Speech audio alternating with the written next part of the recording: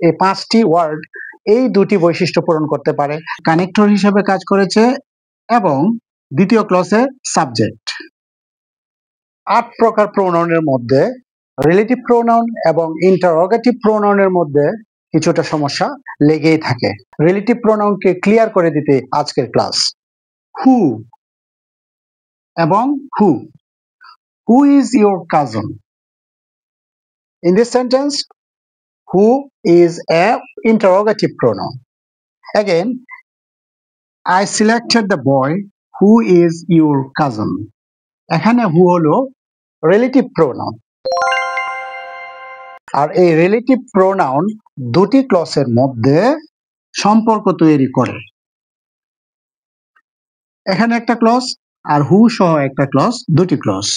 তাহলে এই দুটি ক্লসকে যুক্ত করার জন্য হু হলো একটি রিলেটিভ প্রোনাউন যেটা কাজ করেছে কানেক্টর হিসাবে।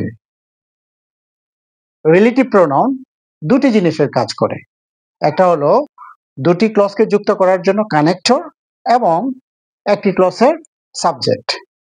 এভাবে আমরা নির্ণয় করতে পেরেছি যে রিলেটিভ প্রোনাউন। আবার আমরা যদি এখানে হুটা দেখি, হুটা জাস্ট একটা ক্লসের সাবজেক্ট হিসাবে এখানে ব্যবহার হয়েছে, সেজন্য এখানে হু হলো ইন্টারোগেটিভ প্রোনাউন। আর আমরা এভাবে পাঁচটি রিলেটিভ প্রোনাউন দেখতে পাই: হু, হুম, হুইচ, হোয়াট, দ্যাট।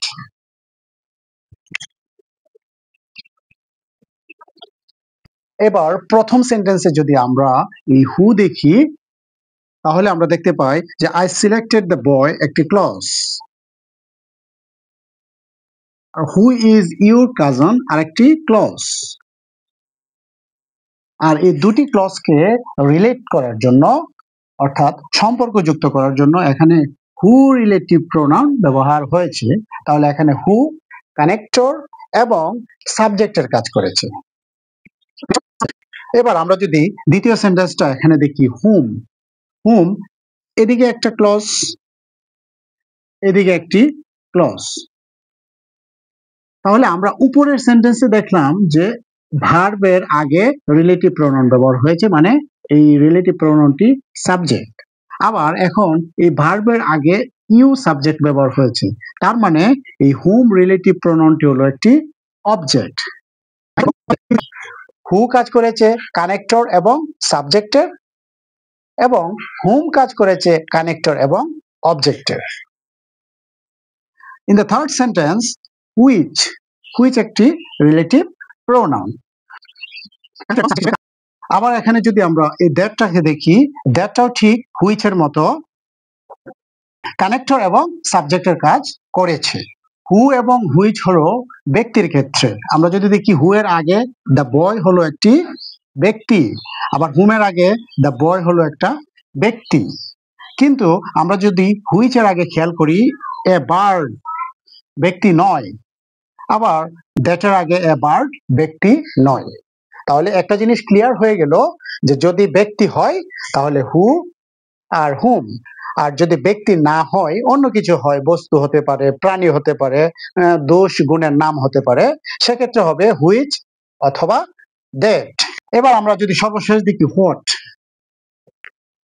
কানেক্টর এবং অবজেক্টের কাজ করেছে। যদি আমরা দেখি আই ওয়ান্ট টু নো একটি ক্লজ, ইউ হ্যাভ সিন দেয়ার আর একটি ক্লজ, আর দ্বিতীয় ক্লজের সাবজেক্ট যেহেতু আছে সেহেতু এখানে হোয়াট একটা অবজেক্টের কাজ করেছে। এবার আমরা আসি যে রিলেটিভ প্রোনাউনের বৈশিষ্ট্য কি। রিলেটিভ প্রোনাউনের বৈশিষ্ট্য হলো দুটি ক্লজকে সংযুক্ত করার জন্য কানেক্টর হিসেবে কাজ করবে এবং হয় সাবজেক্ট অথবা অবজেক্ট হিসেবে কাজ করবে। আর এই দুটি বৈশিষ্ট্য যে পূরণ করতে পারবে সেই রিলেটিভ প্রোনাউন। আর আমরা দেখতে পাই যে মাত্র হু, হুম, হুইচ, হোয়াট, দ্যাট এই পাঁচটি ওয়ার্ড এই দুটি বৈশিষ্ট্য পূরণ করতে পারে, তাই এই পাঁচটি ওয়ার্ড রিলেটিভ প্রোনাউন।